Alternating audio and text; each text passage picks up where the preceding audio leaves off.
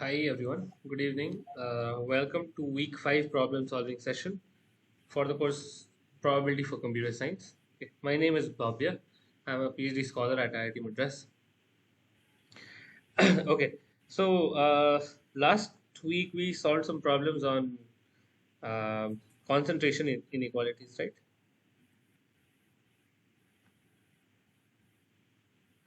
And we looked at tail bounds and what were the two inequalities? We did Markov's inequality and Chebyshev's. Both very important, both very useful. Okay, so but this time's topic is to do with a tool, okay, called Markov chains. Okay. This is extremely useful. It's used in a lot of places. It's used in, oh, let me turn on my camera. Yes, it's used in others might still see your full video. Oh, okay. So it's used in theoretical computer science. It's used in AI. It's used to model systems and so on. So, but what is Markov chain? Just to give a brief description. Okay, I don't want to get into too much depth, but just to give a brief description, it is um, a computer science person would say it's a finite state machine.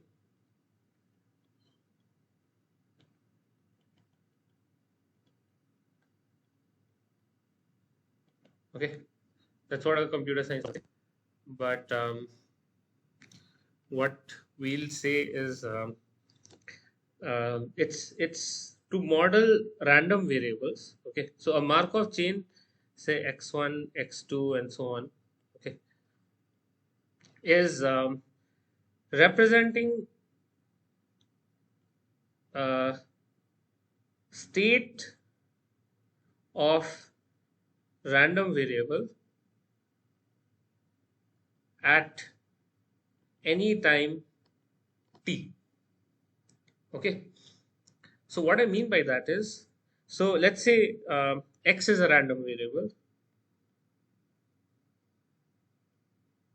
X is a random variable, and x is defined to be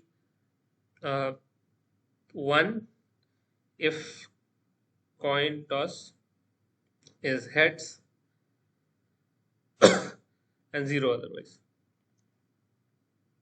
Okay, so basically x you toss a coin, but what if you toss a coin and then you toss another coin and you toss another coin and so on, right? You keep tossing coins.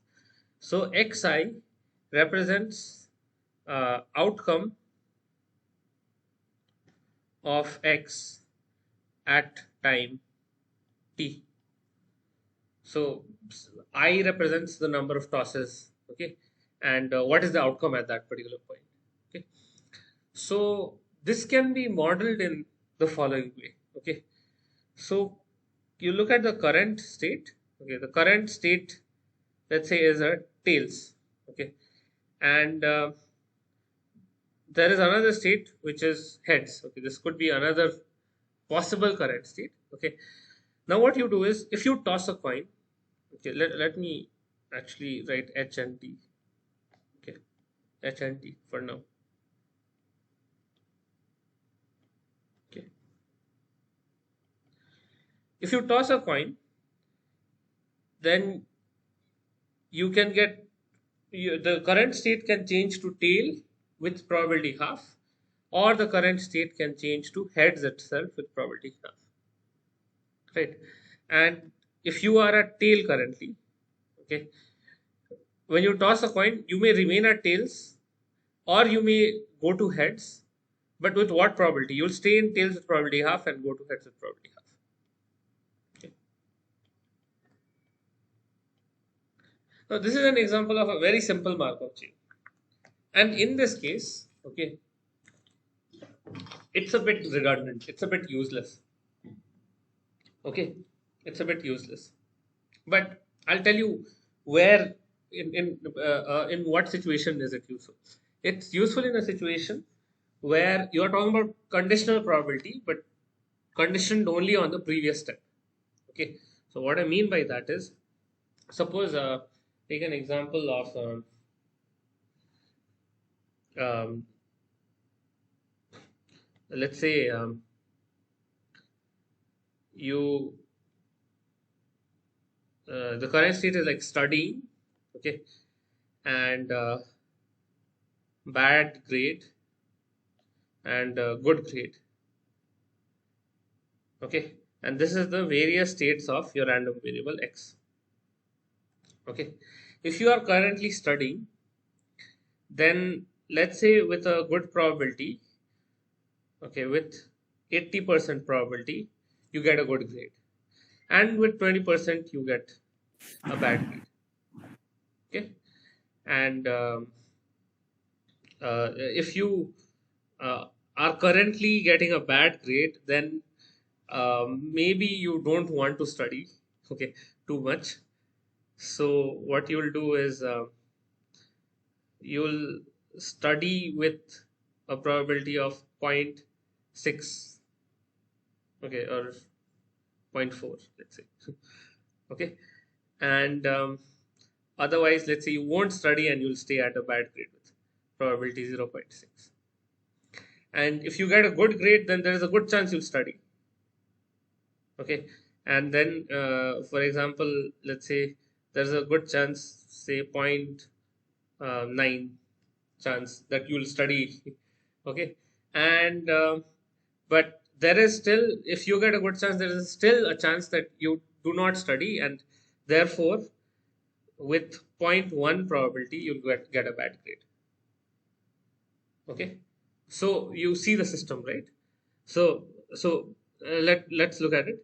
You are currently in the study state, means which means you are studying. Okay, so the x, the random variable x, which is your state at time 1, okay, is study. Okay, and with 0.2 probability, okay, you'll get a bad grade, and with 0.8 probability you'll get a good grade. Okay, and if you get a good grade, in one so after you study, it means you took this good chance, right? You get a bad grade means you took this bad chance, right? Now question is like, can you see? Can't see the screen, is it only? Oh, is it okay? Sure. Can others confirm? Is my screen visible to others?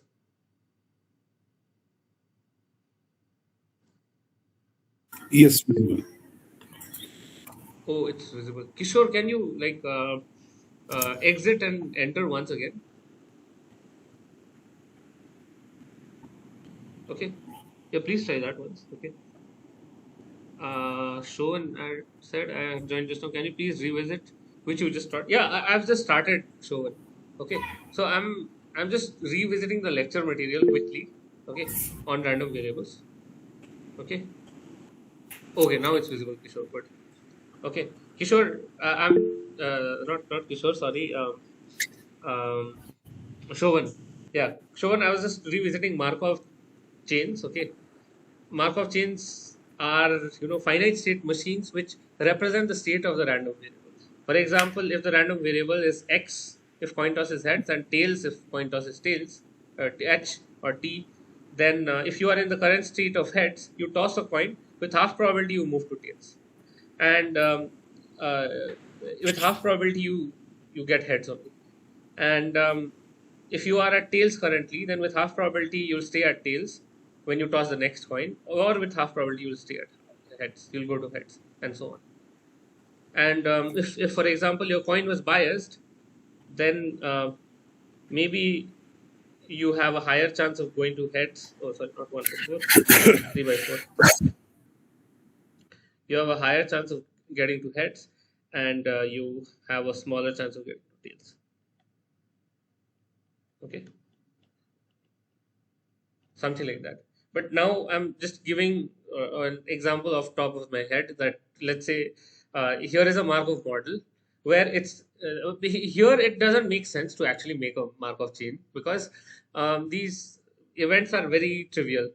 What is useful in Markov chains is where you you have one step memory. Okay, that is the state that you are in currently is what matters right now. Here the state where you were did not much matter. Like you are currently in heads, okay, next time with half probability you are getting to heads, but it didn't matter a lot. So here the current state is determining where you are going to land. Okay, so so for example, you study, okay, these are your possible states. Okay, let's say you are in the study state with a good probability, with 0.8 probability you get a good grade, with a 0.2 probability you get a bad grade. And that means if you study, you land in this state with probability 0.8, you land in this state with probability 0.2. Okay, and let's say the next test happens. Okay, let's say now you are in good grade, let's say the next test happens. There, since you got a good grade, there is a good chance that you'll study again. So the next state might be study. Okay, the next state might be study with a good probability of 0.9. Or the next state could, since you didn't study, despite getting a good grade, then you might get a bad grade with a small probability.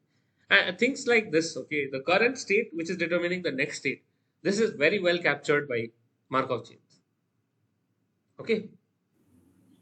So the And symbol you used, like XI instead of XI, should not it have been XT?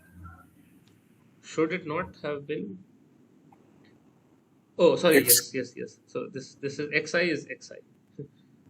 Xi is at time I, the Yeah. state of the random variable at time I. Okay. So, but so okay, good. So, like for example, um, let's say you study. Okay, you study.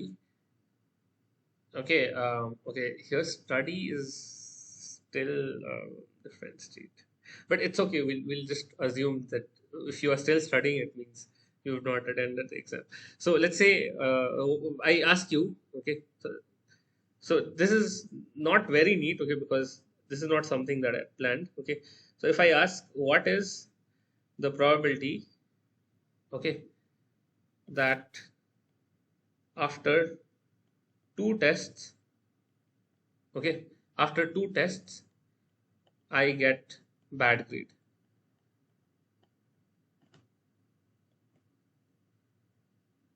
That is the question, right? What is the probability that after two tests I get a bad grade? So first, okay, two tests I get a bad grade. When I started, I studied for first test. Okay, when I studied for first test. So that means my initial state is this study. Okay, then so for now, let me modify this 2 to 1 first, after first test. Okay, one step.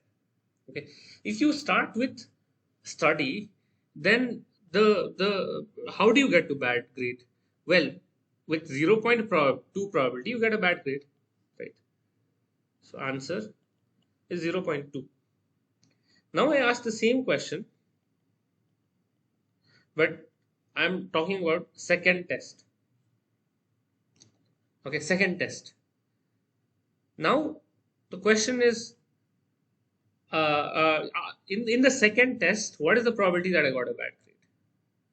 Well, that is now conditioned on the previous state. Okay, so if after the second test I got a bad grade, either I got here because okay, let's start with study. So I need to get from study to bad grade in two steps because I'm talking about two states. Okay, so that is I studied, Okay, then I got a bad grade. This is the first step. Okay, yes, look at all paths of length 2 from study, right? I studied with 0.2 probability, I got a bad grade. Then with 0.6 probability, I get a bad grade again.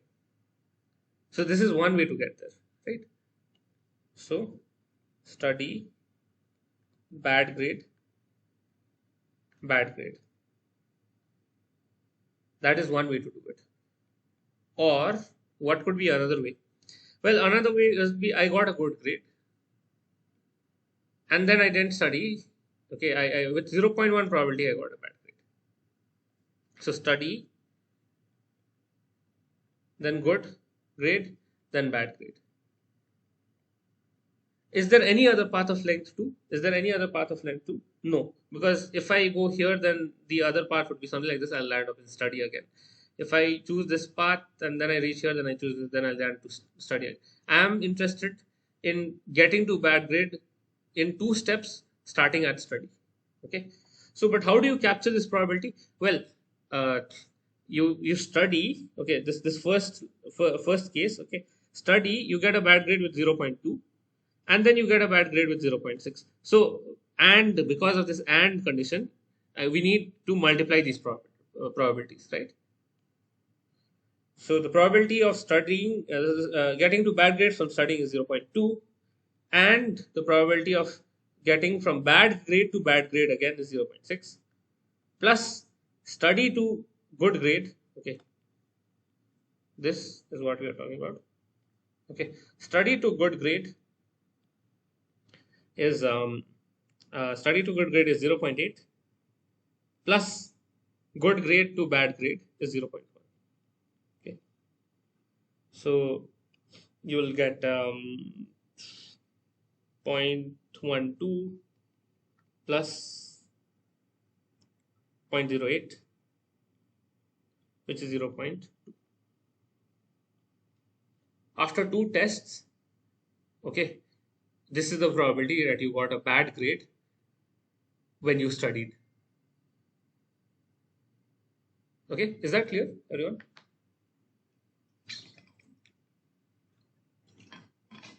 Okay, others, is it clear? Ankita, Harsh, Kishore, Shovan, Harsh, Shovan, Harshul. But how is there a specific probability of getting an outcome again? Like if the probability diagram does not proceed forward, shouldn't it be certain? Certain one. But how is there a specific probability of getting an outcome again? Like if the probability diagram does not proceed forward, should it be certain one? Oh, okay. So Harsh, what you mean is like, what if a state does not have an outward arrow? What if it was like good grade and so what if there was this was not there, for example, this edge was not there? Yes. Okay. So uh, yeah, that is out of the scope of this um, uh, this course. Okay, so these states are those states what you are talking about are something called absorbing states. Okay, slightly more complex type of Markov chains where there could be states where there are no outputs. So like you said, if there is no, then it is assumed that it stays with to itself with a probability 1. Okay, and this is when you call the state is observing, which means that once you get there, there is no you can't get forward after that. Okay, the process stops. Okay, so yeah, okay, good that you asked. That is out of syllabus for now. Okay, like a dead state in DFA. Exactly, exactly. Okay, but we are interested in Markov states that don't have observing states. Okay, at least for this week, observing states, okay, are not discussed. Okay, and but okay, the general idea is clear, I hope. Okay, good. Now the question is, if I ask you, okay, like, okay, I asked you second test, right? Now, if I asked you third test, then you need to do the entire process again, and fourth test, you need to do the entire process again. It becomes a bit tedious, right? To do fourth, fifth, sixth test, it becomes very tedious. So this is where matrices are, very, very useful. Okay. Let me tell you how. We convert this picture into what is called the transition matrix. Okay. Okay. How do you copy? Copy, yes. Okay. We convert this into something called the transition matrix. Okay. Now, okay. Or let me pull this here. Okay. Transition matrix. Okay. So this is a table of probability of transition. Okay. So, for example, there is study, and there is bad grade, and there is good grade,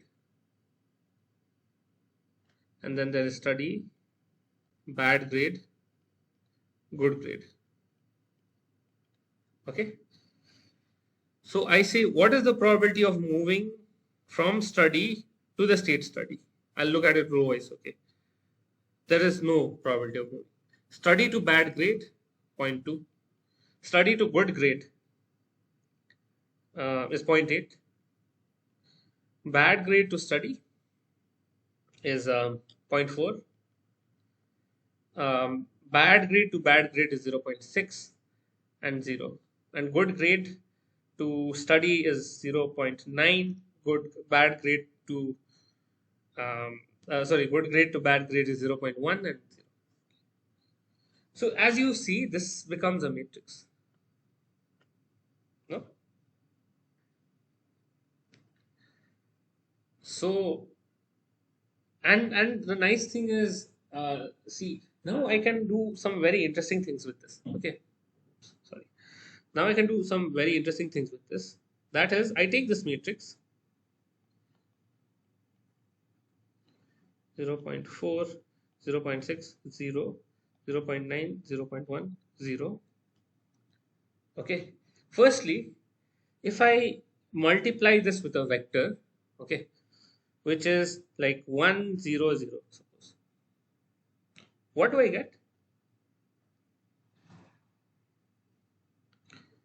I get,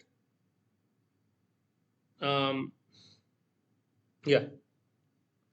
So, I multiply it with this vector, okay. So first of all, what do I get what is the dimension of the right hand side?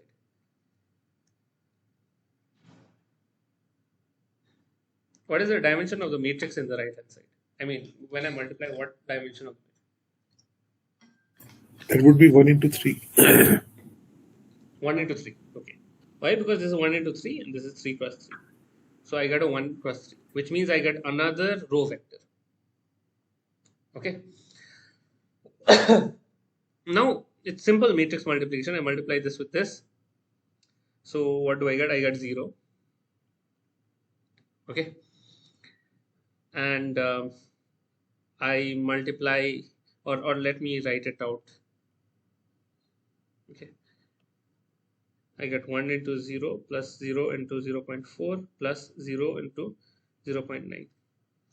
And the next element is 0.2 into, okay, I'll just, yeah. What do I get? I get 0, 0.2, and then next, what will I get? 0.8.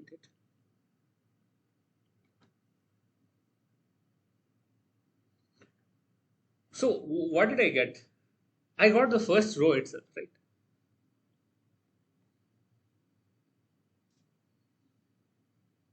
Right? I got the first row itself. What if I multiply this with 0, 1, 0 times this matrix? You'll get the second row only. You'll get the second row. Good. Now, why is this happening? Okay, because view this vector as study, bad grade, good grade, and then study, bad grade, good grade. Study, bad grade, good grade. Study, bad, good. Okay. Now, what it represents is that this represents a distribution. Okay, since it's a probability distribution, okay, these represent probabilities. So with 100% probability, I was studying. On applying this matrix, with zero point 0.2 probability, I get bad grade. 0.8 probability, I get good grade. Let's say I start with the bad grade here. Let's see here. If I started with a bad grade, then with 0.4 probability I study, and with 0.6 probability I get a bad grade, right? Same thing here. If I get a bad grade currently, when I multiply with this matrix, with 0.4 probability I study, with 0.6 probability I get a bad grade again. So it is giving me, although it's you might say like this is very simple, okay, but the I'll come to the main point here. But what we are capturing is this is what happens in one step you can capture using matrix multiplication. The interesting thing is what happens in 2 steps and 3 steps and so on will can also be captured by matrix multiplication. Why? Because of the following. Let's say I do this. I compute the square of the matrix. Okay, so I multiply the matrix with itself. 0.1, 0. I multiply it with itself. 0.2, 0.8, 0.4, 0.6, 0, 0.9, 0.1, 0. Okay. What do I get? I get, okay. Um, so what is this element? This element is this row multiplied with this row. Okay. So 0 times 0 plus 0.2 times 0.4 plus 0.8 times 0.9. Okay. That is this element. Okay. Now, what is the element here? So and then there'll be something here, there'll be something here, there'll be something here, there'll be something here, there'll be something here. And fill all these. Okay. You'll get another 3 plus 3 matrix, right? But what do you realize here? Okay. If I look, if I just look at this, stare at this matrix, this column was representing good grade, so study, and this column was representing also study. But now you made but it was not, it's not the original matrix. Okay, this is the original matrix. This is the original matrix. Here you had study, you had study, okay, and this is bad grade, good grade. Okay, and now you see that this first part, okay, this first part corresponds to study, multiplying study with study only, because this is the column, right? So the column is study, bad, good. So study is multiplied with probability of studying. Okay, and this is multiplied with this, right? Oh, sorry. This entire column is study. Okay, this entire column is for study, right? So and so study. So here you have bad. You are current. This means currently you studied and then you got bad, and this is like if you get bad then study, right? So plus, okay, 0.2 is for study to bad times bad to study, right? So let me clarify here also. Sorry for the confusion. The first represent 0 represents study to study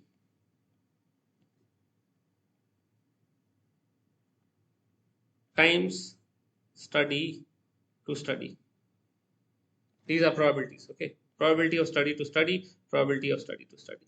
And same thing, probability study to bad, probability bad to study, right?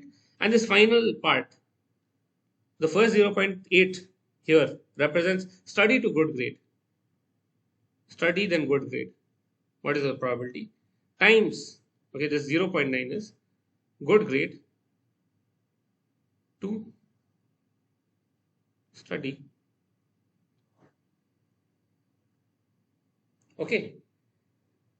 Now, I hope you see what is happening here. Okay, I hope you see what is happening here. This ultimately after the chain has proceeded. Yes, Showan, let me just complete this point. Okay. Okay.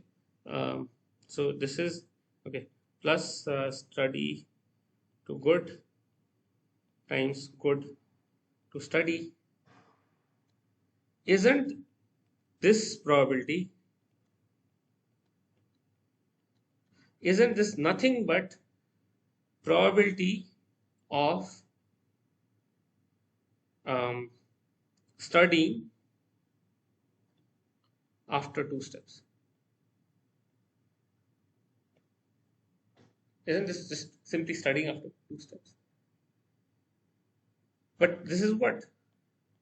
This is a square. And what is the position? Position is row 1 comma 1. So a square, okay, a square 1 comma 1. Okay. A square exactly captures the probabilities after 2 steps.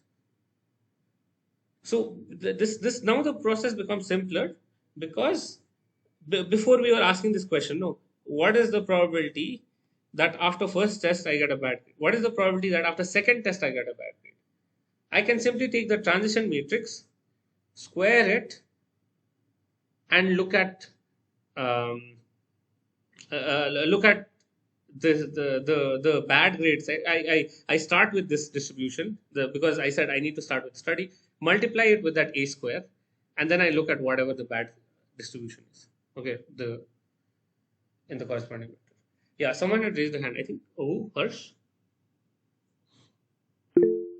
Oh, Shovan. Okay, okay. Sir, here the A square, like the matrix square is showing that if we start from study, Yes, after 2 steps, what will be the probability that we will reach the again reach the state study, and that yes, will be given by the first row and first column of the exactly, multiplication matrix. exactly. Yes, exactly. So in If we turn a the a square, cube or a to the power 4, then it will be the same. yes. So a square is that's right. A square is probability that starting at state I, what is the probability on uh, reaching J in 2 steps? Similarly, if this was T, then here it becomes T steps. That's right. Okay, good. So Harsh is saying, so we are doing this matrix for doing to find out probability of the user existing in each specific state. Of probability of the user to find out the probability of the user existing in each specific state. Yes, that's right, Harsh. In fact, now simply what I can do is, yeah, I could have done 1 0 0 after t steps, right? After t steps.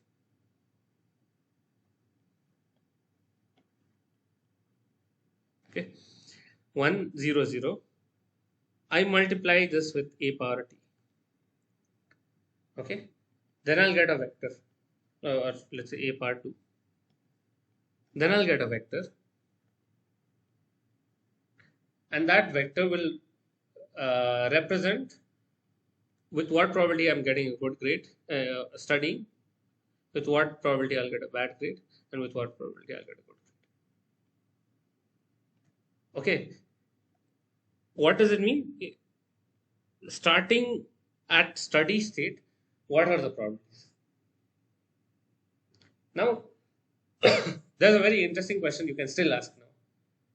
What if I'm not exactly at the steady state? What, because this is a distribution, I can even say something like with 0.3 probability I was in steady state, and with 0.4 probability I was in bad state, and 0.3 probability I was in. I can do this also, and I'll still get a distribution, because anyway, when I'm doing the matrix multiplication, I'm getting this vector. No, this vector I multiply with a again, then I'll get in 3 steps and so on. So there, you can even do stuff like this. You can multiply a distribution to get another distribution. Okay, and I can keep multiplying a's, and then finally I'll keep getting newer and newer distribution. Right? Is that clear so far?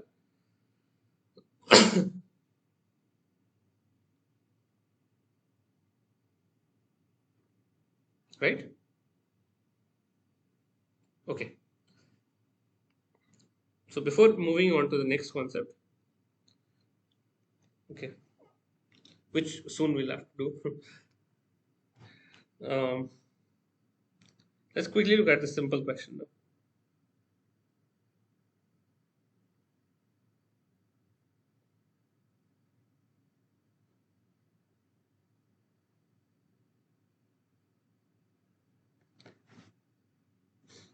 So there is this Markov chain. Okay, it's already written 2 states, so I don't need to ask how many states there are. So there is, so let's call it state 1, 2, state 1, 2, right? So how do I draw the transition diagram? I have 1, I have the second state here 2. If I'm at state 1 with 0.3 probability, I'll move to state 2. And if I am at state 1 with 0.7 probability, I'll stay wherever I am. If I'm at state 2 with 0.4 probability, I'll move to 1. And if I'm at state 2 with 0.6 probability. So far this is clear, no?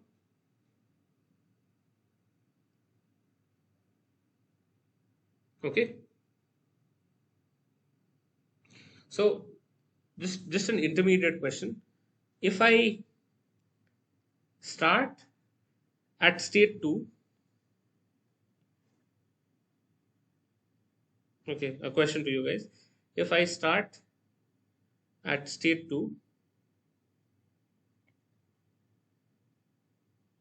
what probability will I remain at state 2 after okay, 2 steps on.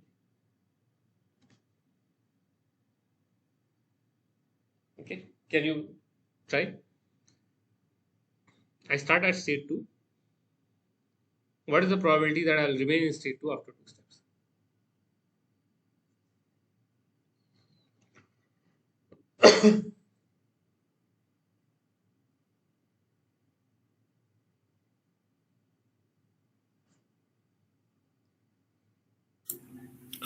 So that would be 0.4 multiplied by the 0.3, that is plus the 0.6 multiplied by the 0.6, and the value came out to be 0.12 plus 0.36, 0.48.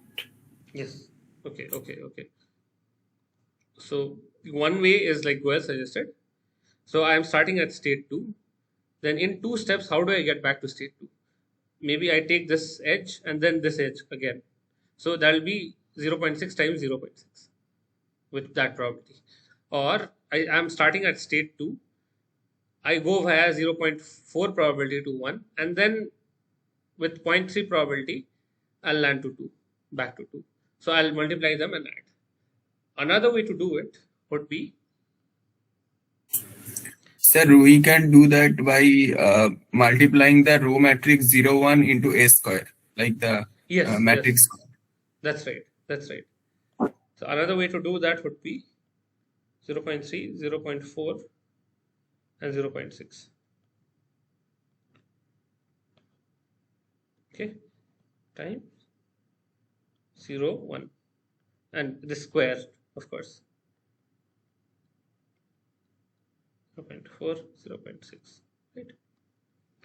So now, since matrix multiplication is associative, I can do this first, right? So this becomes 0.4, 0.6, right? And times 0.7, 0.3, 0.4, 0.6. Okay. So now it is 0.4 times. Oh, okay. But remember, I want to start 2 and remain at start 2 in 2 steps. So I am not interested in other places. I'm only interested in the element 2 cross 2 comma 2. Okay. I'm only interested in this place. Okay. So what is that? That will be oh,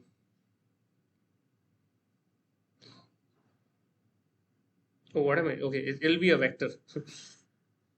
Sorry, it'll be a vector. Anyway, it's representing starting at state 2. This is starting at state 2, landing at state 1, starting at state 2, landing at state 2. Okay, so I'm interested in this guy, right? So it will be 0.4 times 0.3 plus 0.6 times 0.6. Okay, and this should be identical to the, yeah, this is identical to the method. But what is the advantage of the matrix way?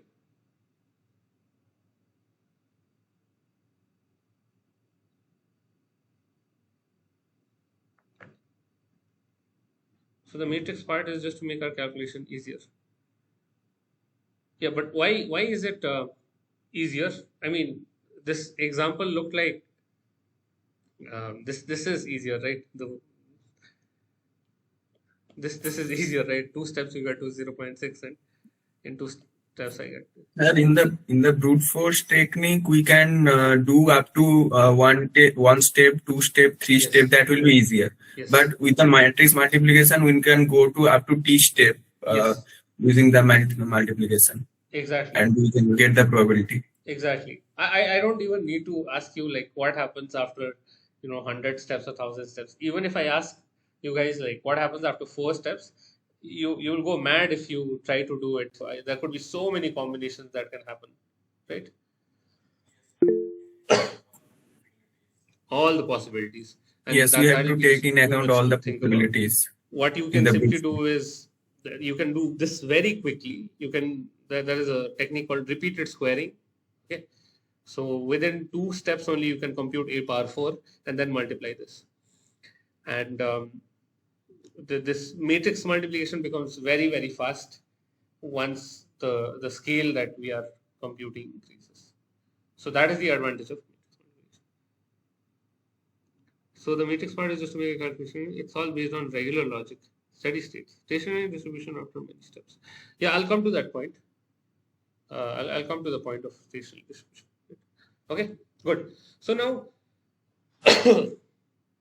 so here's the question. Okay, so now I multiplied.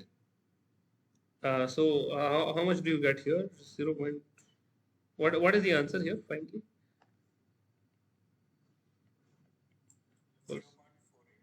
0.48. Okay, something like 0.48. So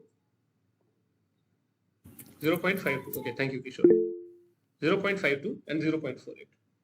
Now the question is, okay, I started with this distribution 0, 1. When multiplying once, I got this distribution 0.4, 0.6. and I multiplied it again with this. Okay, usually it's this matrix is called P. Okay, usually it's not called A, it's called P. So let me rewrite this. Okay. Usually it's called P for probability. So I multiply with P once, I got 0.4, 0.6. I multiplied with P once again, I got this. Is there a point where this process will stop? What do I mean by stop? It means that the distribution will not change. As you can see, the distributions are continuously changing, right? Distributions are continuously changing if I keep doing this. Is there a point after which this distribution will converge?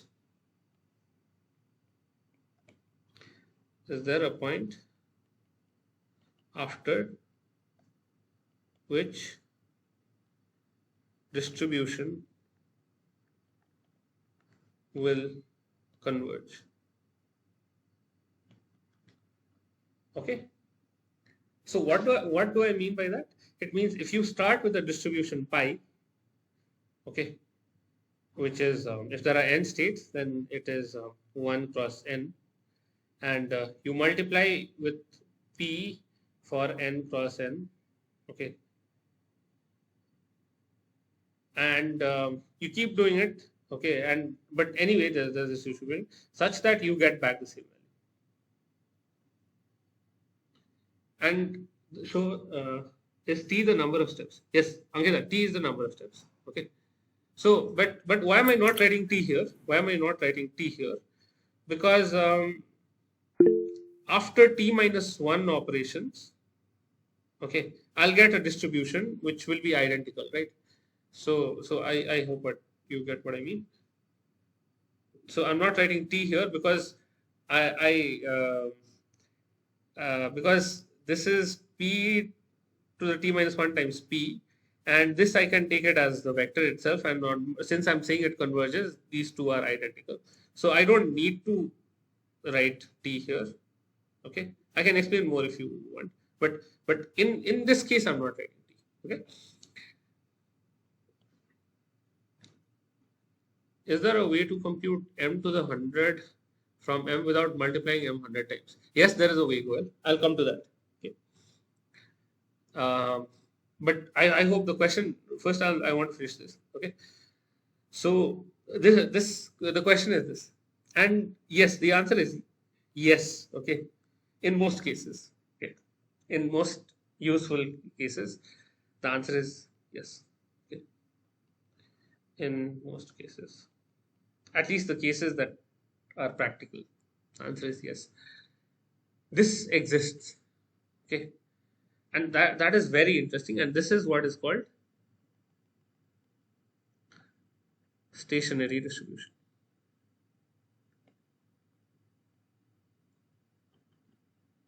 Okay, so pi is called a stationary distribution. If you multiply it with p, will give you pi itself. Okay, and if you are a fan of linear algebra, then yeah, and you know about eigenvectors, eigenvalues, it corresponds to the eigenvalue. It corresponds to the eigenvector corresponding to the eigenvalue 1. Okay, but no need to worry about that. Okay, it just remember this. It's called stationary distribution. Okay, and so it exists. Okay, it exists for all finite sized Markov chains. Okay, good. Next question. Okay, starting at an arbitrary distribution. Okay, let me call it rho. Will you end up at the stationary distribution pi? So what I mean is, like you do rho times p to the t, are you definitely going to get pi? Okay, some for some t. For some t. But after that, if you multiply p again, okay, after that, if you multiply p again, you since it's a stationary distribution, you'll keep getting pi. No, the distribution will not change, right? So, give arbitrary distribution we start with. If that happens, yeah, Harsh, I'll come to that. Okay, there are two questions I need to entertain. One is Goel's question. One is this eigenvector question. I'll come back to that. Okay, okay. So why is this important? Because that would mean like I that would mean for example in the study not study example yeah, even in the study example, if there is a stationary distribution, it means after a while, okay, my distribution will not change on multiplying p. So it will remain, say, 0.17, 0.25, and 0. I don't know, 6. Okay, 6, whatever it will be. It might not sum up to 1 for now, but let's say this is the stationary distribution. Let's say this is the stationary distribution. It means after a long time, it does not matter whether you started to study or whether you started with good grade or you started with bad grade. The probability remains the same.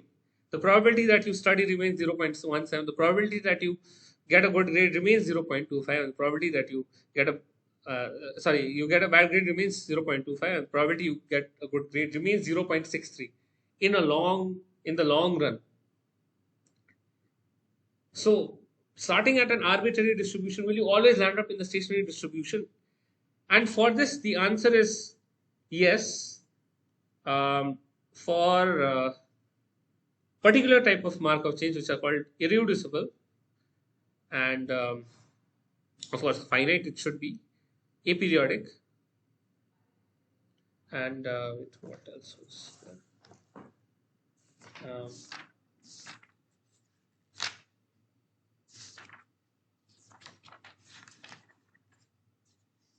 This point is not clear. So what this row here is and what are we trying to achieve? I mean, okay, aperiodic. Yes.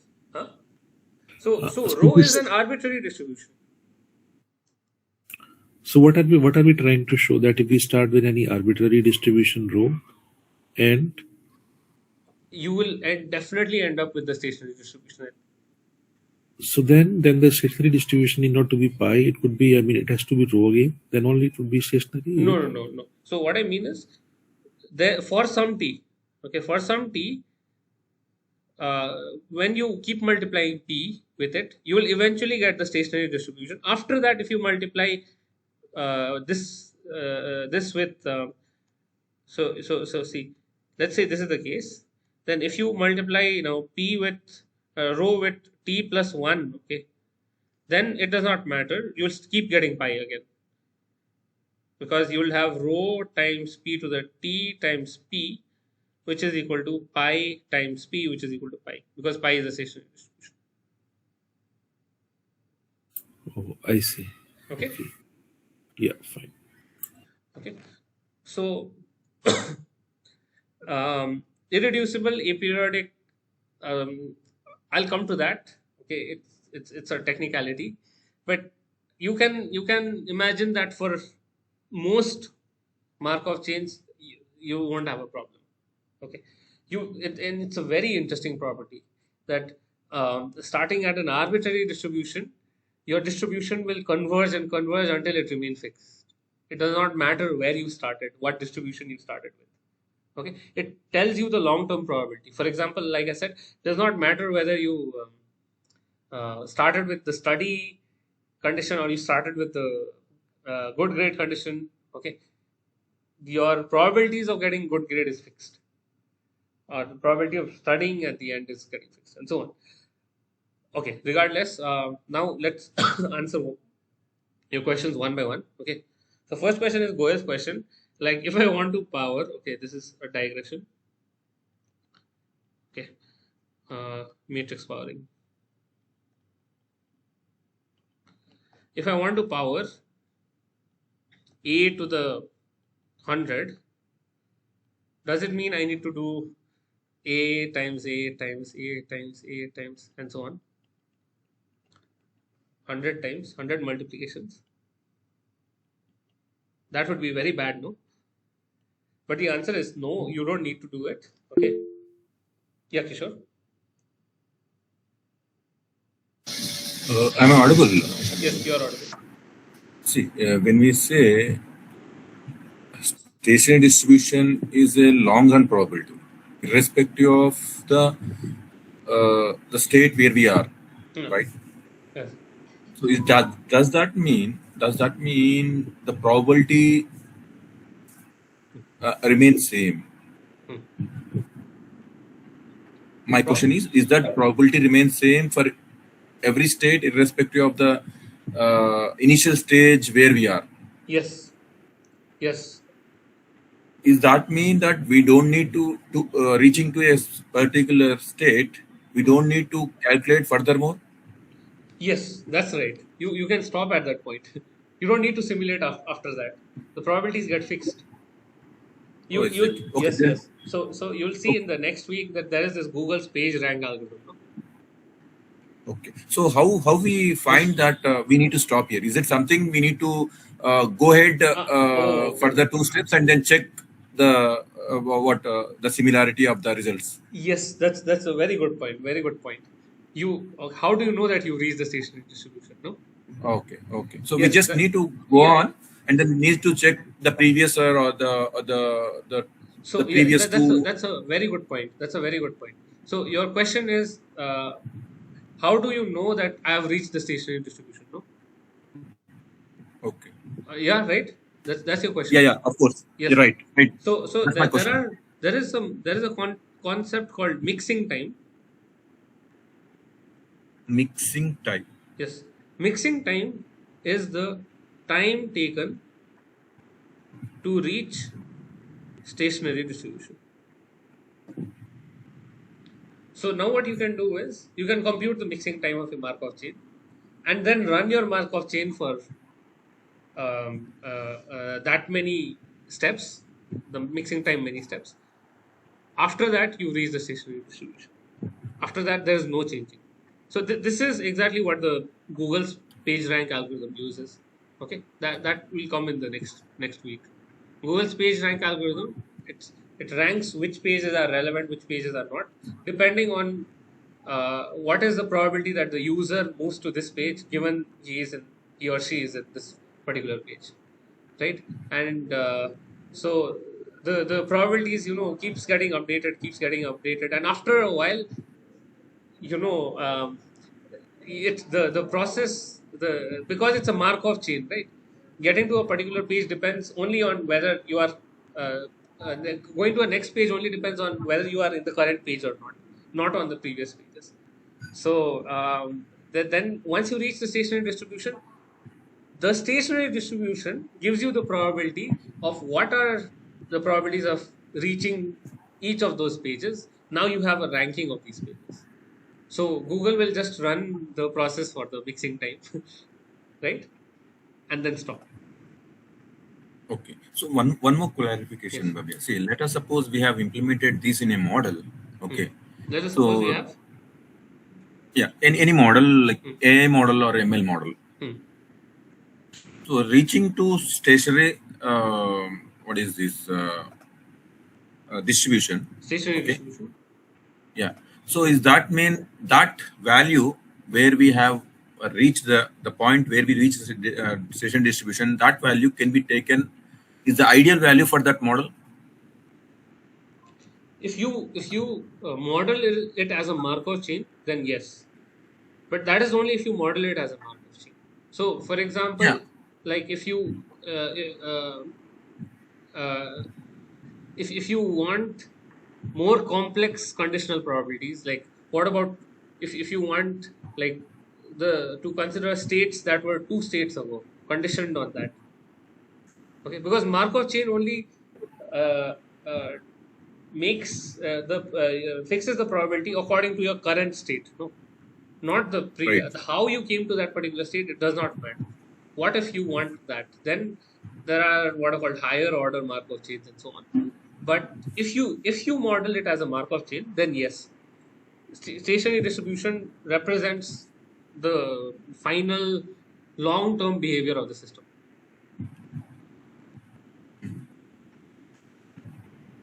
I mean, we can say like the maximum output or the result what it can give is that is the maximum limit point we can take.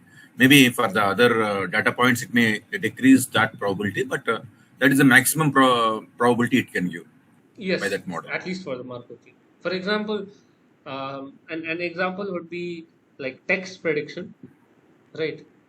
So Markov chains are used in text predictions where if you have a word, let's Right, right. say, Limit this right. one.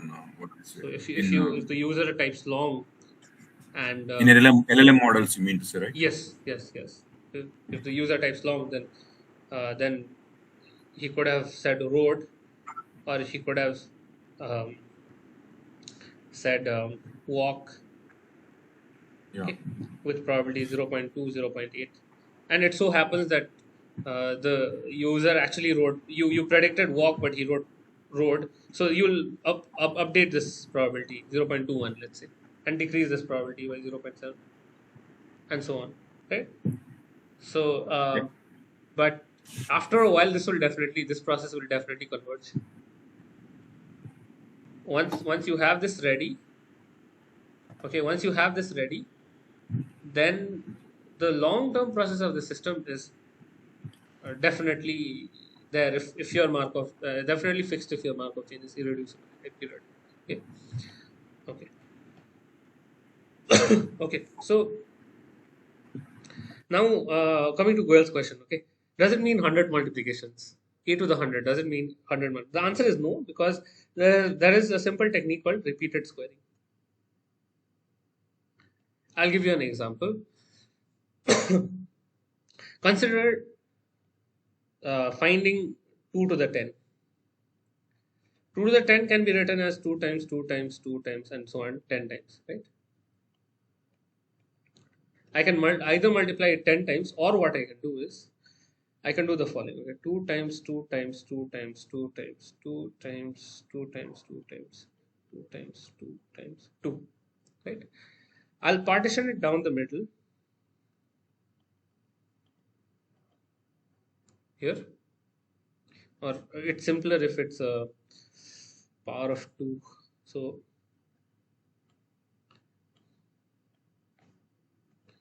it's simpler if it's 8 here. Okay, 4, 4. Okay, yes. Okay, so I'll partition it down the middle. So what is it? This is 2 to the power 4 squared. Now 2 to the power 4 squared is itself 2 to the power 4 is itself this, right? Uh, this part times this part. So this part itself is 2 power 4 2 power 2 whole squared, and this is itself 2 power 1 times and so on. Okay, but no need to write that. So anyhow, 2 power um, so what I'll do is okay, what is my algorithm? Compute 2 times 2 equals 4. Now you, which is nothing but 2 squared. No, now you need to do 2 squared squared, but you've already computed 4, right? So you do 4 times 4, which is nothing but 2 squared squared. Now you've computed this, which is equal to 16. Now you've computed 16. Now you do 16 compute 2 times 2 power 2 power 2. which is equal to 16 squared. Okay. So this is an example of dynamic programming. Okay, where you don't recompute stuff. Instead of doing 2 times 2 times 2 incrementally, I computed 2 times 2. I've already computed 2 times 2. I can use this 2 times 2 as a placeholder here. And once I compute 2 times 2, I can square it, compute the square, which is this. So I don't need to recompute it here. Okay. So similarly, if I want to compute a power 16, say, then what I can do is I'll compute a square. Then what I'll do, a square is a matrix, right? Which is then I'll compute. Okay, this is a square. Then I'll compute a4 by saying a square times a square. Then I'll compute a, which is equal to a4 or 4. Then I'll compute a to the 8, which is a power 4 times a power 4. And then I'll compute a power 16, okay, which is a power 8. No? So a power 16 is a power 16, a power 8 times a power 8. How many multiplications did I do? I did 4 multiplications. Okay, and if it was a to the 128, then how many multiplications would it take? 7. Log of Yes. 120. Yes, log of. So if it was a power 100, I can do it with 7 multiplications or less, fewer. Okay, so I don't need to do all 100 multiplications. 4 multiplications, log n in general. That's right. Yes, go ahead. Okay, so this is what is called the repeated powering or repeated squaring method. Okay, now quickly I'll just ask, could you repeat the eigenvector, eigenvalue fact, please, Harsh? Right? Okay, Harsh. Harsh, you're there, right?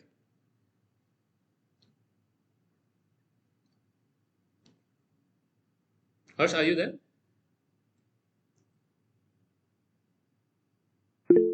Oh, okay, great. Okay, so let's do it quickly. Where was I? So you have a matrix.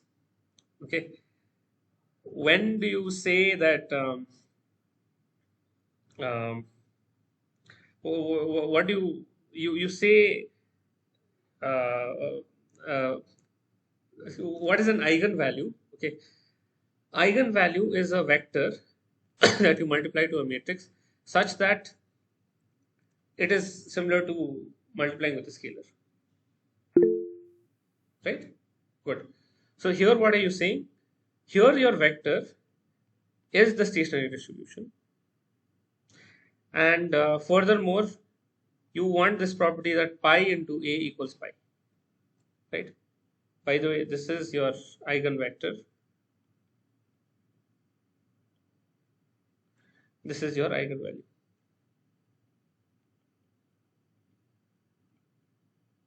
Right? So pi into a equals pi. But wait a minute.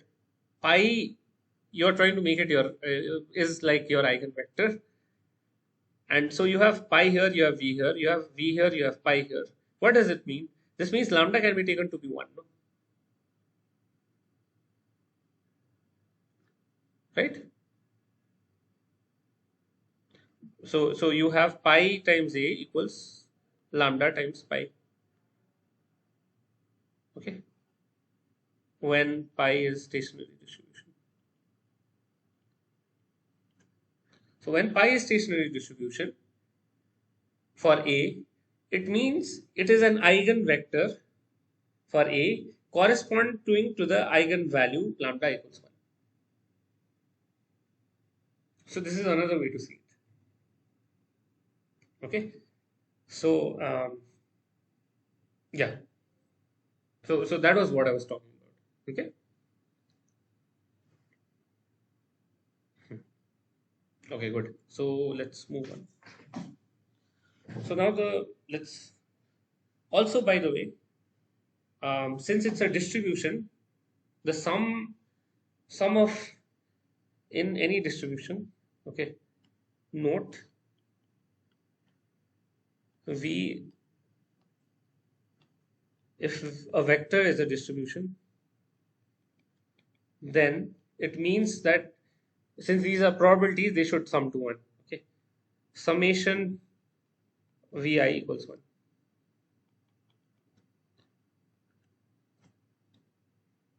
Okay.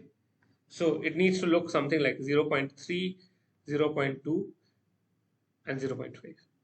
Okay. Their sum should always be 1. Okay. So I have a question here. Yes. So is this a stationary thing guaranteed for any matrix or only for the matrix wherein the certain properties are being followed, like say the sum of every rows is equal to 1 or Yes. So exactly, that's what I was saying. Stationary distribution always exists for finite size Markov chains. Okay. and Markov chains would mean that the sum of the rows is equal to 1 or I mean Okay. That's another good point. So are every matrix Markov chains? No. Every matrix which are row stochastics, row stochastic, which means the sum of rows is 1. So every matrix that are row stochastic are Markov chains. Okay, this means sum of rows equals 1, which makes sense intuitively also, no? That uh, there should not be some probability that disappears. Okay, either it stays with itself or it goes to others, and they should all sum up to 1.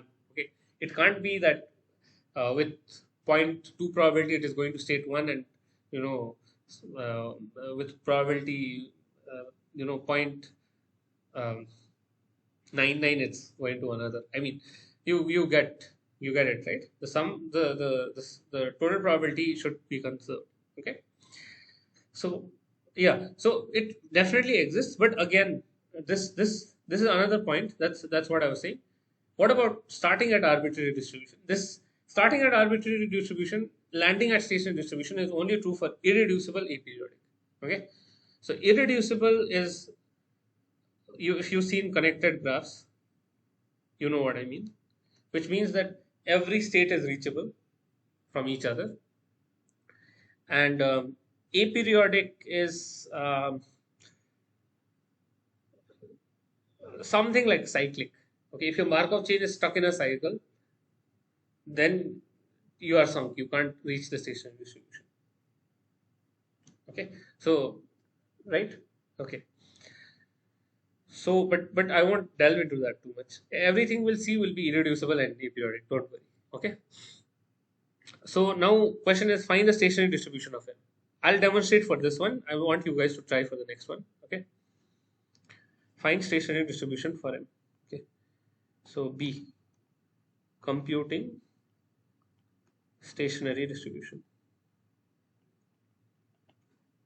for M. So what is the matrix M? 0.7, 0.3, 0.4, 0.6. 0.7, 0.3, 0.4, 0.6. This is M. Now, suppose pi is stationary distribution for M, then it means pi times M equals pi, right? Which means, so since M has 2 states, the vector dimension is also 2. So pi 1, pi 2 times M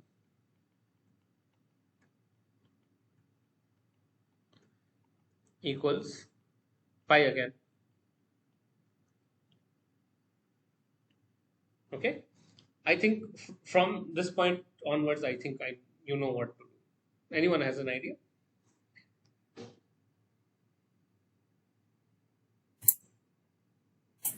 Yeah, just multiply and compare that, like how to solve the linear equations. Yes. So this becomes a system of equations, no? So just okay. So just multiply. So you get 0.7 pi 1 plus 0.4 pi 2 equals what? Pi 1, and 0.3 pi 1 plus 0.6 pi 2 equals pi 2. Okay. Now let's look at what happens here.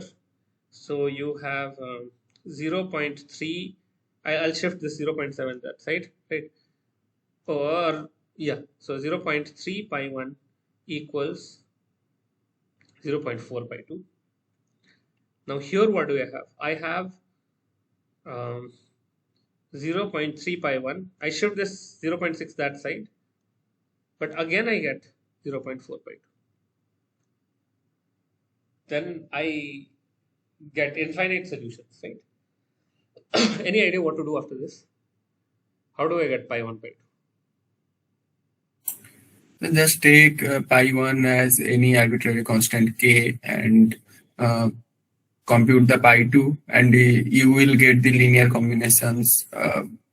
Actually, you will get Okay. the infinite number of matrix Yes, we'll or get combinations infinite many possible. solutions, no? Right? We'll get infinite many solutions, right? So Yes, infinitely many solutions are possible here okay. for the constant value Yes, k. yes. But I'll give you a hint. We are not using the fact, but that is because these are vectors. No, we are not using the fact that these are special vectors. These are distributions. So we need to use an additional fact that these are distributions. So I mentioned it just 5-10 minutes back. What's the property about distributions? Okay. Pi 1 plus pi 2 equals to 1. Exactly. Now additionally use good pi 1 plus pi 2 equals 1. Okay. So so this implies that pi 1 equals 4 by 3 pi 2, right? So let me substitute it here. So implies that 4 by 3 plus 1 pi 2 equals 1. So what does this become? 7 by 4. So pi 2 equals 7. Pi 1 equals to 4 by 7. So pi 1 equals what? 4 by 3 times 7 by 4. Is that it? Oh, wait. Yeah, it no, should be. no. Pi, Sir, pi 2 will be right. 3 by 7. Pi 1 4 by equals 7. to Yes. 4 by 7. I am getting.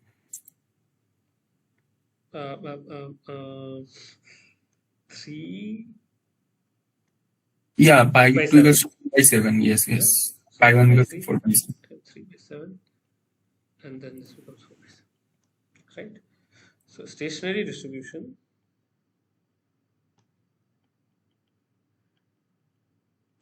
equals 4 by 7, 3 by 7. Okay. And you can verify it yourself. You multiply this with this matrix, you will get 4 by 7, 3 by 7. No matter how many times you multiply. Okay. Is that clear? Okay. Goel, Kishore, Harsh, Ankita. Okay, good. Okay, great. Okay, great. Thank you. Now, how much time do we have? Okay, let's try to do 2 questions now. What is the third question? Oh, I really wanted to do the third question also. So let's quickly do. Okay. We'll just do the idea of question 2. Okay.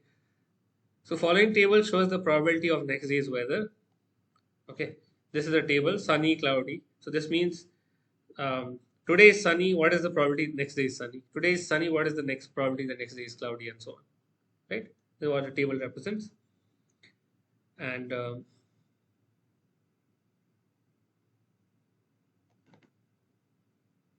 one moment, I'll check my battery. Okay, there's still some battery left.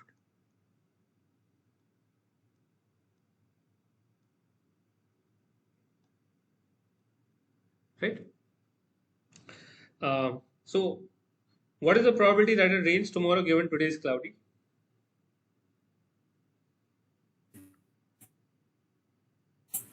already given here 0.1. Yes, already given it's 0.1. Okay.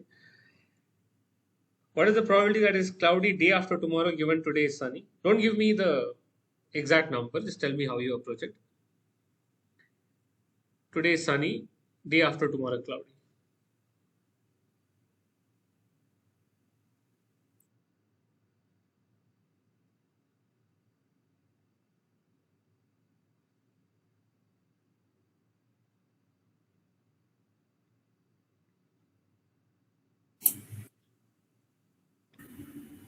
So sunny to sunny, sunny to cloudy is one thing, and then sunny to rainy, and then rainy to cloudy would be another thing. Hmm.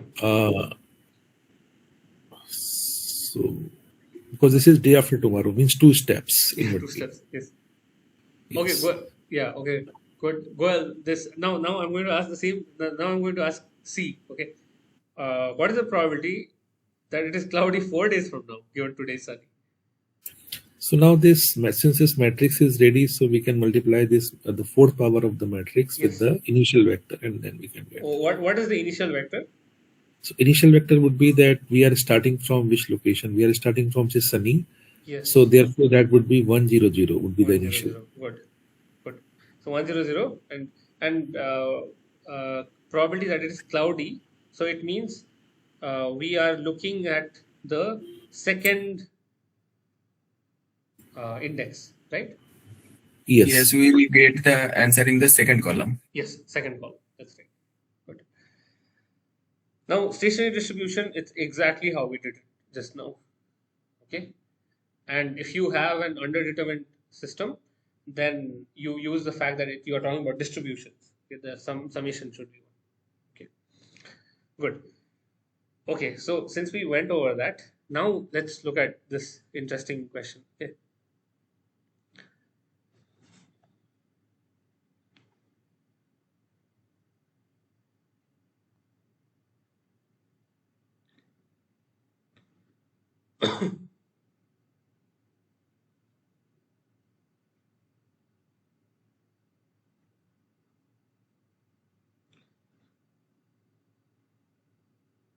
So, to those who have not had any exposure in, some elementary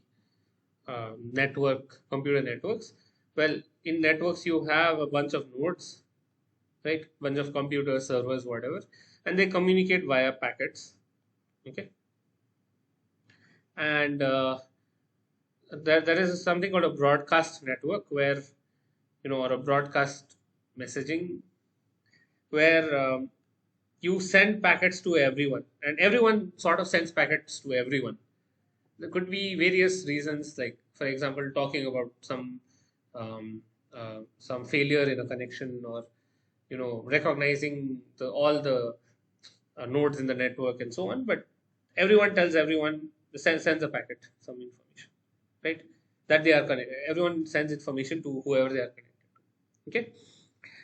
Now the question is, a packet moves in a broadcast network, okay, represented by an undirected graph. At each node, it moves to a uniformly random neighbor. Okay, so it's represented by an undirected graph. Let's say this is the, okay, let me make a neater diagram. Okay, so here is,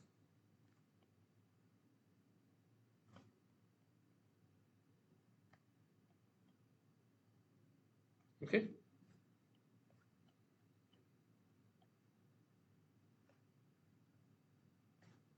okay, let's say this is what the network looks like. A packet moves in a broadcast network represented by undirected graph. At each node, it moves to a uniformly random neighbor. Okay, so I have a packet, let's say starting at 1. It chooses between 1 and 2 uniformly at random. Let's say it chooses 2. And now the packet is here. Now it again chooses uniformly at random. Now the packet moves here. Okay. And then the packet moves to 3 and so on. right? Okay, which of the following is true? This should be removed. Okay. Now, question is, model this process as a Markov chain. So can you give an idea? Yeah, well, So like say the probability of x3 and given x1, x2, x4, x5 and x6 would be same as the probability of x3 given x5 only. So in that sense, this is Markov, that the probability of a packet reaching to the node 3, and okay. given all these things have happened, that the packet moved from 1 to 2 and then 2 to 4, since everything, all this traversal is happening randomly. So then the probability of reaching to the node number 3 shall only depend on one previous node. That is the probability of reaching to the node number 5 and not to the previous nodes. That's a good point. So in that sense, this is a Markov chain. Yes, that's a very good point. Let me repeat. This is an example of a Markov chain, Markov representable process. Why? Because there's only one packet that moves throughout the network. Okay, there's only one packet which moves throughout the network. The fact that whether so let's say currently, okay, let's say currently the packet is at 2. Okay, currently the packet is at 2. Whether and it came from 1. Okay, currently the packet is at 2, it came from 1. Now whether the packet moves to 6 or 3 or 5 or 4 or back to 1 does not depend on whether the packet came from 1. So this is the Markov process. Good point. Okay, so let me write it down. This is a Markov process because it does not matter. Okay.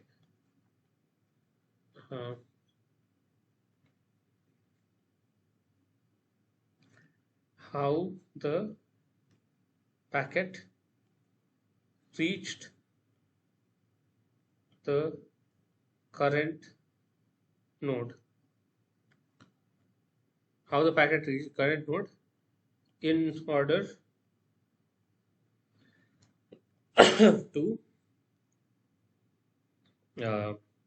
to forward packet further. It does not matter how we came to this current. Okay, good point. Now, with that in mind, now we can come up with a Markov chain model. Okay, that since it's an undirected graph, no. So 1, 2, 6, 3, 5, 4. Okay.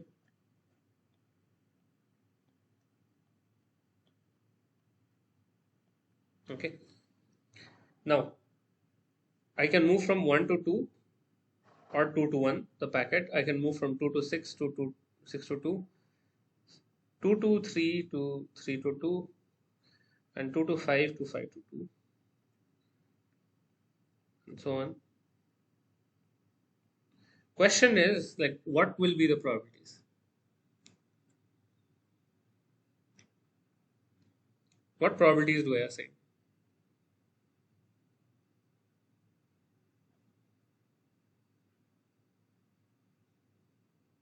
So that will depend on the outgoing edges. Let us focus on the out degree of the vertex. Yes, good. But and what is the out degree equal to? Because anyway, we were starting with an undirected graph. So the sum of the degrees in an undirected graph is equal to the twice of the number of the edges. So I just need to count how many edges are there in this graph, and I divide it by 2. That would be the sum of the degrees of all the vertices. That will be true if you are choosing uniformly randomly across all the vertices, but you are only choosing uniformly randomly over the neighbors. current neighbors. Oh, I see, I see. So therefore, yeah, in that sense, how to compute this probability thing then? The probability of in node divided by the sum of something, and that the outgoing edges. I mean, how many Yes, like say, in this case it would be for the vertex number one, that would be 1/2, yes, because we have, yeah, in that sense. yes. So for one to see, since one has two neighbors and you are uniformly distributing the probability, it will be with half probability 2, half probability 4. 2 has 1, 2, 3, 4, 5 neighbors. Okay, so it will be 1 by 5, 1 by 5, 1 by 5, 1 by 5, 1 by 5. 3 has 1, 2, 2 neighbors, so it will be 1 by 2, 1 by 2.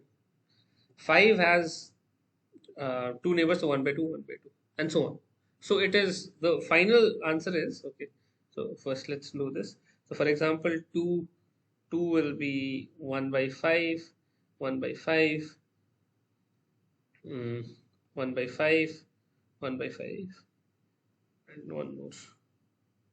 2 is connected to 4 also, yes, 4 also. Okay, so let's, oh, okay,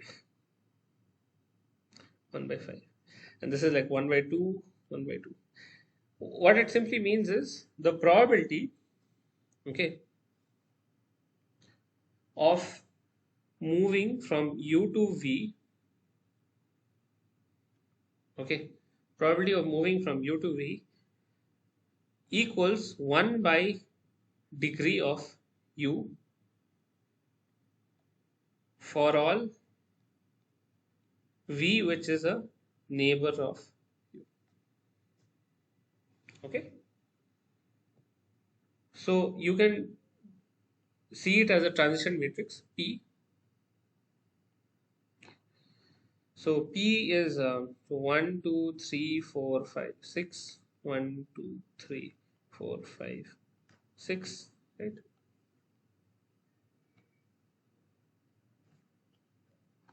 So the probability is like 1 to 1 is 0, 1 to 2 is half, and 1 to 4 is half, and others are 0. Similarly, 2 to 1 is 1 by 5, 0, 1 by 5, 1 by 5, 1 by 5, 1 by 5, and so on. This is what your transition matrix will look like. Okay. Now, good. Now this matrix, okay, is a very important matrix because this is what is used in random walks. Okay, and if you remember, like in the first week, I had given a problem based on drunkard's walk, right? So random walks are an extension, generalization of drunkard's walk. So what you are saying is you have a graph basically, okay, and you start at a vertex. What is the probability that you'll reach this particular vertex? So what is the probability that you'll reach every possible vertex, and so on, right? Remember in the drunkard's walk, okay, let me go to that particular week notebook.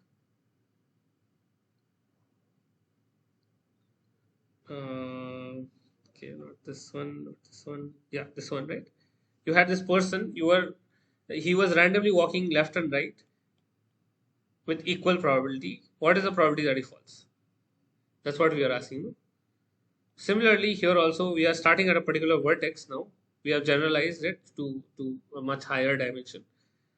So instead of like a single path, like in the drunkard's walk, we have a more complex graph.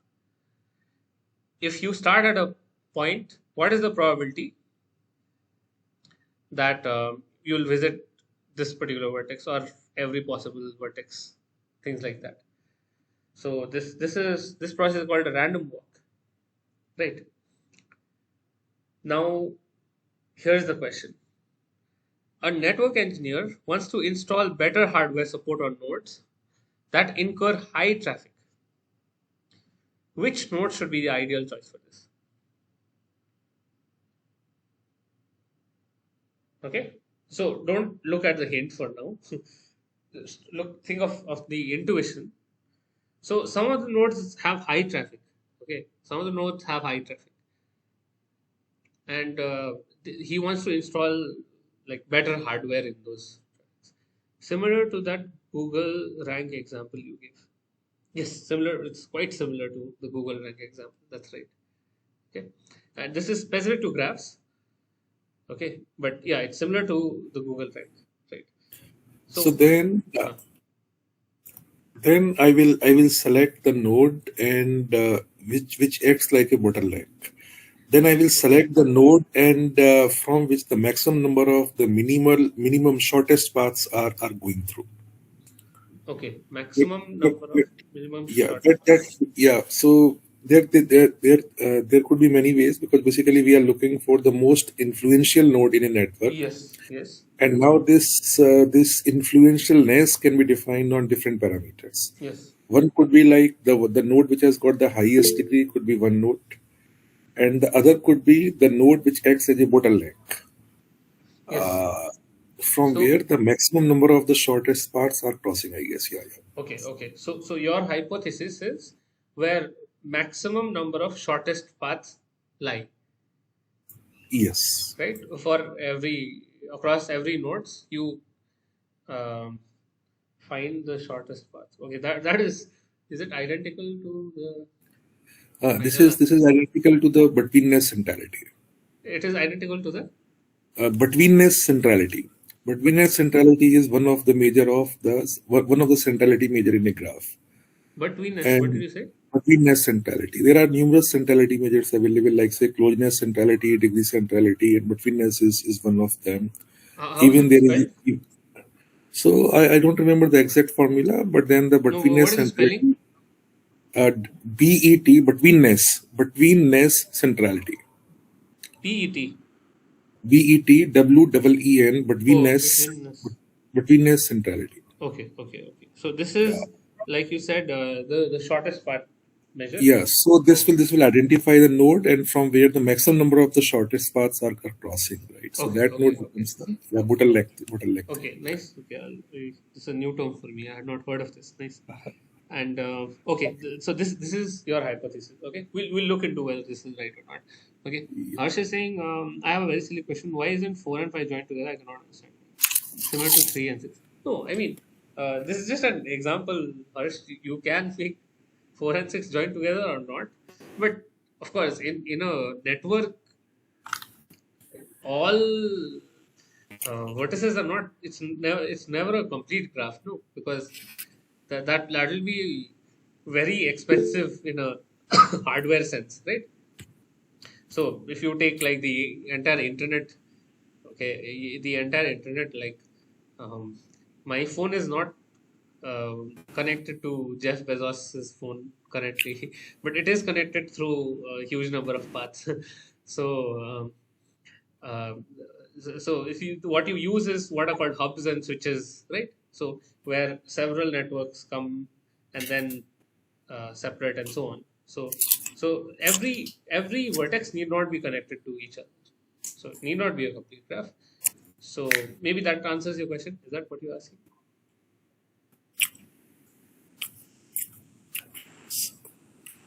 Is that what you were?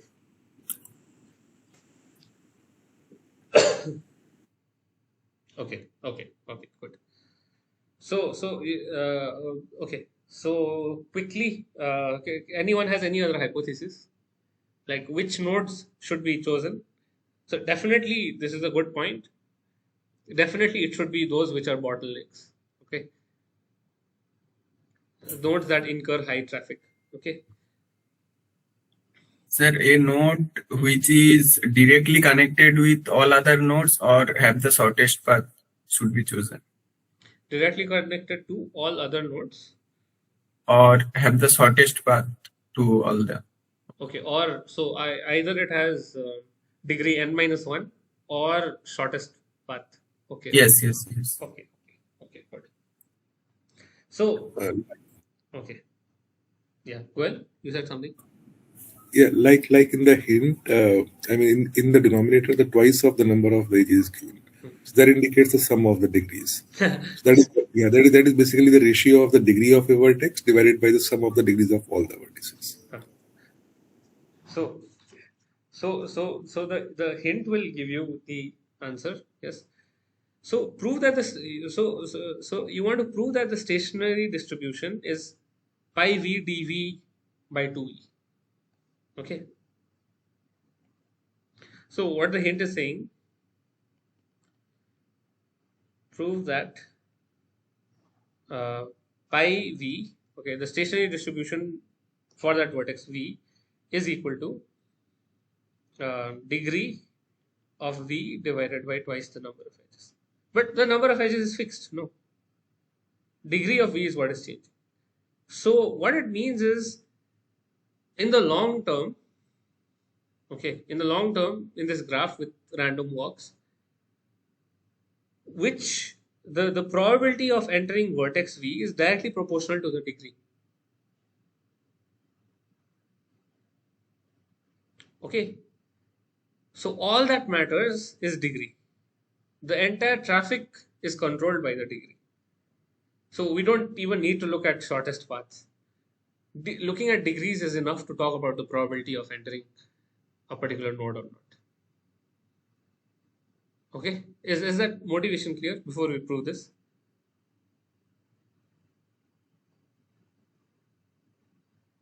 Okay, good. Goel, Harshul, Harsh, Ankita. Okay. Okay, Harsh, good. No? Harshul, is it fine?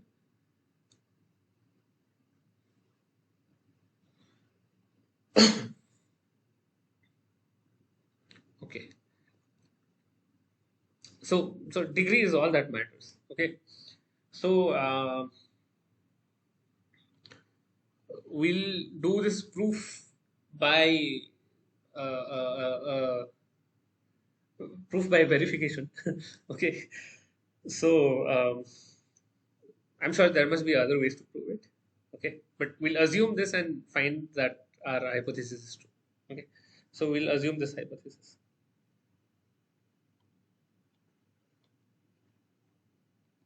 Okay.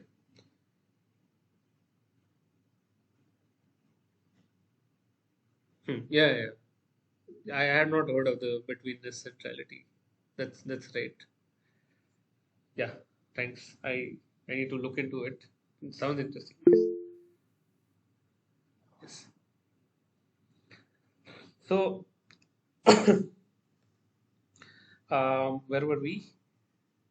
Oh yeah. So we assume this hypothesis. Okay.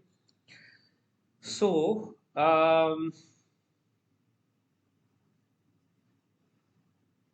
now what we want to prove is, okay, this is for all we know, pi v this. Okay.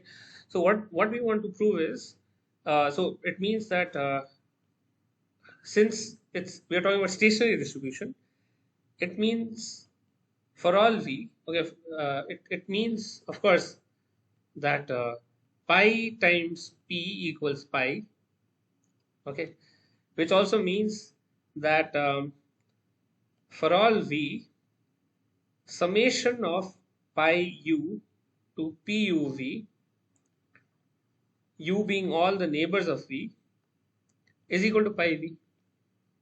We are actually looking at that particular, the ways to get to pi v, right? This is nothing but this.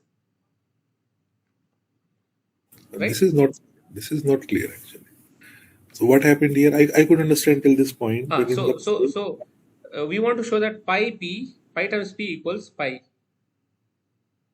Yes. Right. So now what does that mean? We so look at the vth position of pi. Vth position of pi is this summation, no? If you look at that particular row and column, that it's this pi u times puv. Yes. I got this. Yeah. So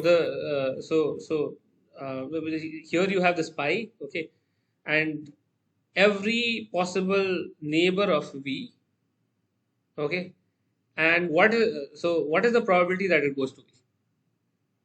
Right? That is what is happening internally. Right? Yes. Okay, good. So now, according to our hypothesis, pi u is degree of v divided by degree of u divided by 2e. Right? According to our hypothesis. And what is PUV? It is 1 by du, degree of u. Right? Because that's how our matrix is defined. Because it's uniformly random over the neighbors. Right? So 1 by degree. Right? So now, okay, this is what we want to show. This is the RHS. Okay. Oh, this is not even the RHS. This is fact. Right. Right. Now, so what do you have here? Okay. Now why? Because okay, this is enough. Yeah. So now you have degree u will cancel out, and you have summation u in nv 1 by 2e, which is equal to 1 by 2e. Since e is fixed already, I can take it outside, times summation u in nv, right? 1. So I'm adding one neighbor many times, but what is it? It's nothing but a degree of v, which is equal to degree of v by 2e. So therefore you have pi v equals degree of v by 2e.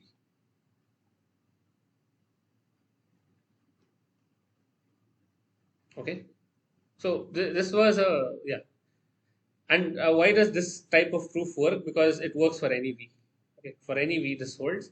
So you this statement holds for any v. Okay. And I'm sure there must be there is at least another way you can use the handshaking lemma, from what I remember. But this was a very simple way to prove it. So that's why I showed. Okay. But there is no proof for the original statement. Which original statement, Harsh?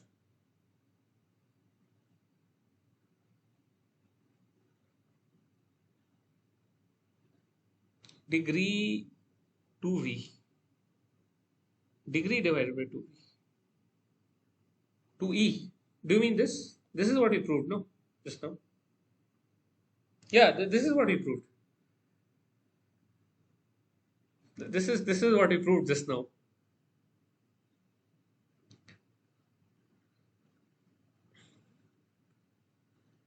Okay. There's pi times p. You use the same formula to prove itself. Exactly. It's not a circularity though. It's not a vacuous argument, by the way. Okay, that's important, because this formula holds for all v. Sorry, this proof holds for all v. Okay, it is sufficient, and u is not a so no node is a neighbor to itself, so it is not a circularity. Okay, if v was also in the neighbor, if u was also in the neighbor, then there is a circularity, because you assumed this for v also. Okay, there is another proof for this also, but this I found it to be far simpler. Okay. Okay. So so what do you have then? Okay. So what does it mean for a connected graph? Okay, first of all, okay, I think now it's clear that for high degree vertices, that is where you will focus. That those are the bottlenecks, because they have a high probability. Okay, you have a high probability of landing in those vertices. Now, another thing you observation is for a connected graph. Okay, probability of reaching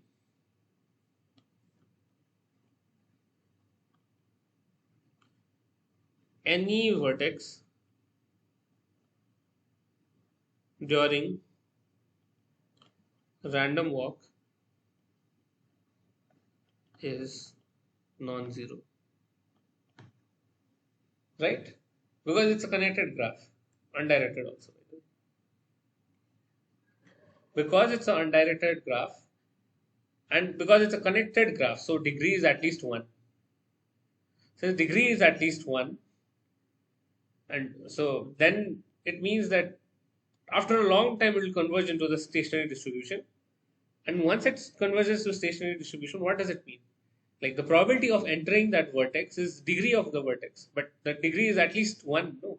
So this entire thing is non-zero. So when you do a random walk on a graph, definitely over a long period of time, you'll reach every vertex.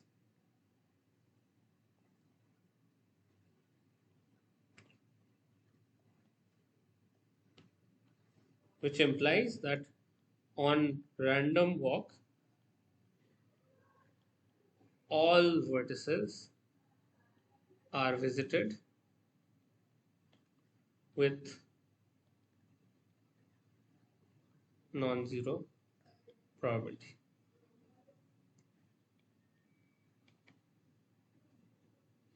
Okay, all vertices are visited with non-zero probability. So there is no vertex that So in fact, high degree vertices are. But anyway,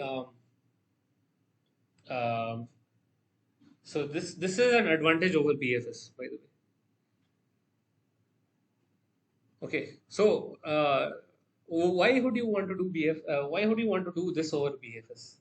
Why would you want to do a random walk over BFS?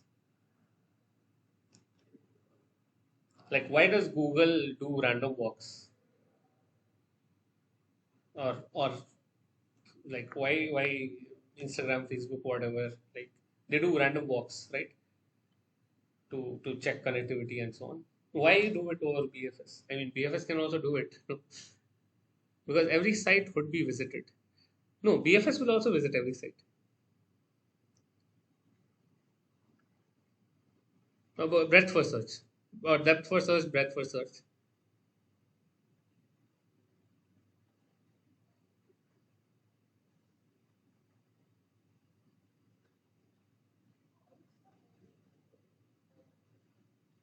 Okay. So for the random walk to happen, the entire graph object need not to be brought into the memory. Yes. Good. Very, very good. Okay. BFS or DFS versus random walk. Okay. Here, all visited vertices visited. Okay. Here, most visited, or you can even say all visited with good probability. Okay, with good probability. Okay, but what is the other thing? How much memory do you require?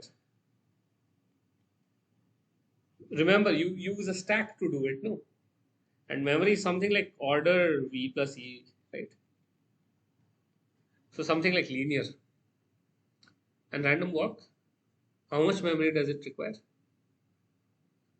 It just needs to remember the current node. You just remember the current node exactly. So memory is exponentially smaller.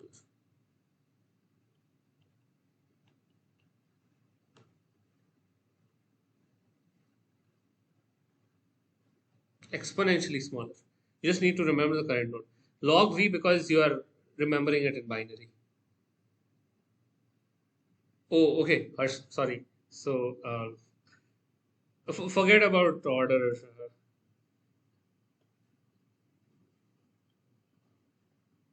Okay. So memory is almost. Okay, I have a habit of. Okay. Yeah, order notation. Okay. Oh, okay. So you're not from a computer science background. Is it hers? Oh, okay. So maybe you've not seen this order notation. So it's oh, okay, your first year. Okay, notation to show time complexity, yeah, or space complexity, or in this case, space complexity, right? Or randomness, or any measure. Okay. Um, Order notation. How do I explain it in the simplest way possible? It captures the growth.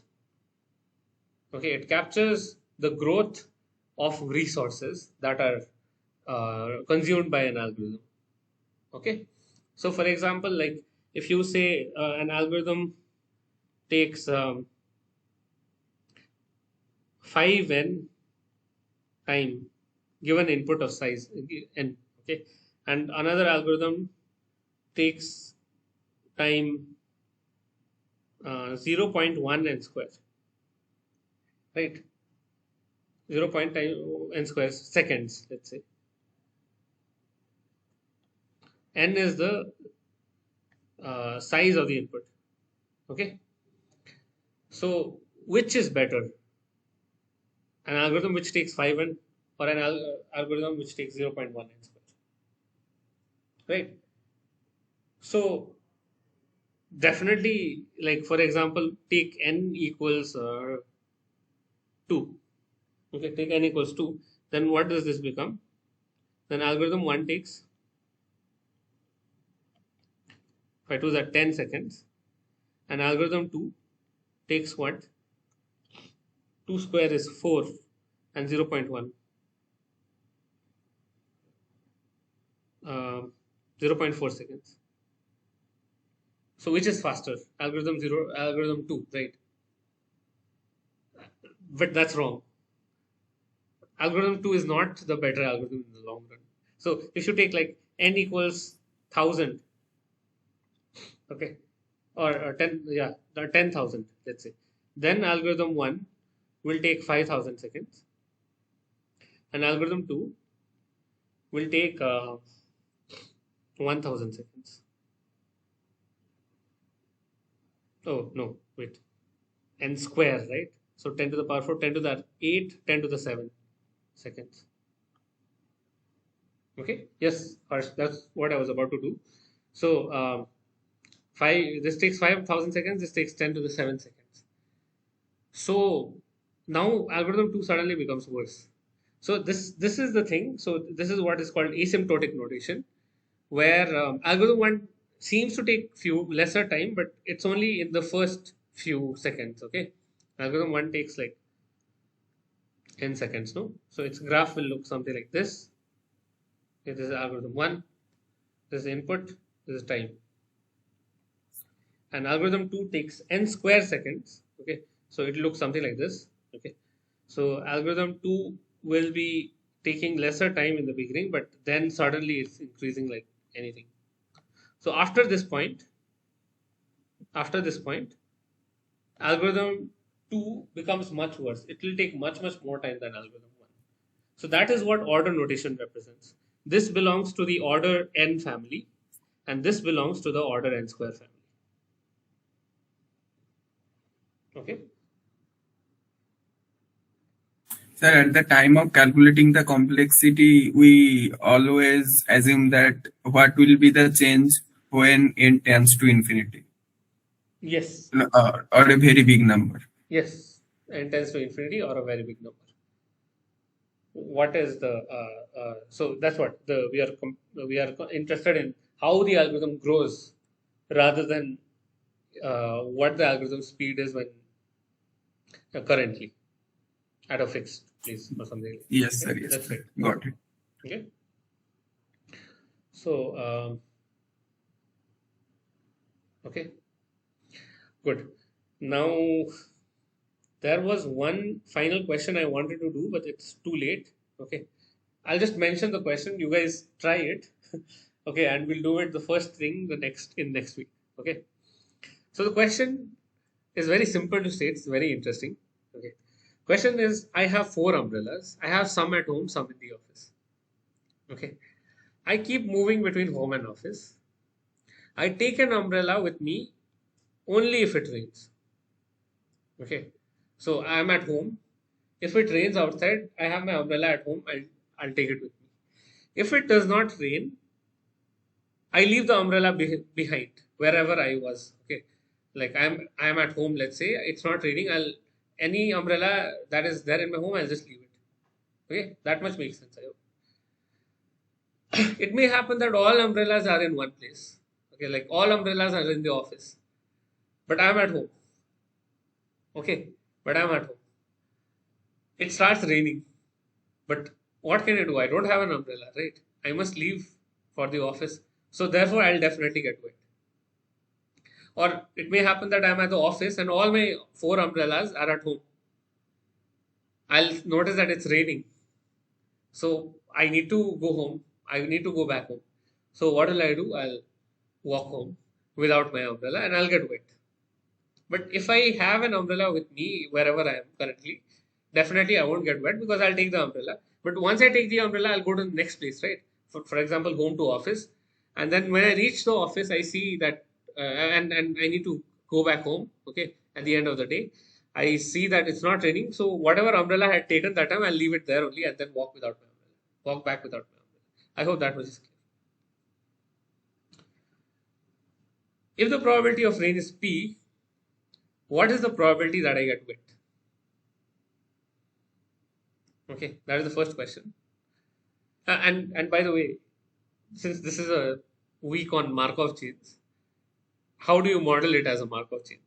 Okay, it's very interesting, this problem. Okay. Current estimates show that probability is 60% in Chennai. Okay.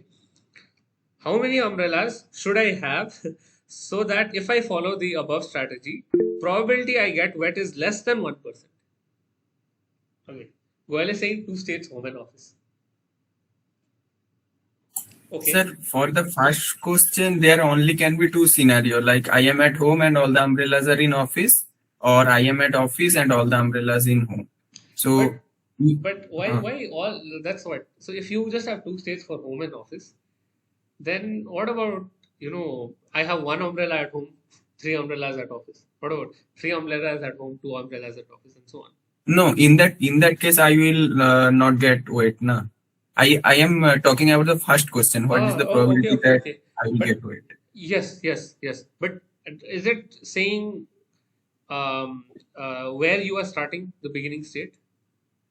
No, that's why I'm taking account the both of the states. Like either I can be in office or I can be at home, and all the 4 umbrellas are. If I am at office, all the 4 umbrellas are at home, and if I am at home, all the 4 umbrellas are at office. Only in these 2 cases, I will get wet. Only there is 2 cases, yes. You'll get wet. That is right. But that's the thing now. But what was the reason that you were at home without any umbrella? What is the reason that you are at office without any umbrella? These probabilities will collect, no? So like I was at home, I was having 1 umbrella and it rained. I went to office and now I am left with no umbrella at the home. Yes, good. If rain happened twice, then this also should be taken into consideration, that I was having 1 umbrella at home. Good. Yeah, that's a better answer. Yes. Yeah. So did you understand that? Right. So that will also play. Yes. Yeah. Harsh is also saying something. We will have multiple state, home with 4 umbrellas, at office with no umbrellas, and more. Okay. Good. At least Harsh, this now it's this much is clear that this home and umbrella states is not enough. But okay, it's already 8. Okay, it's 8 minutes past 8. Okay, think about this question. We'll solve it first thing next week. Okay. Okay, sir. Okay, good. Sure. Thank you so much. Yeah, thank you. Bye. Okay, bye. Okay, I will Thank update you, the sir. answer in the YouTube. Okay. Yeah, sure, Harsh. And I will update the. Sure. You can put like a spoiler alert in the beginning, so that if there are any viewers who will, yeah, yeah, sure, Ankita, thank you.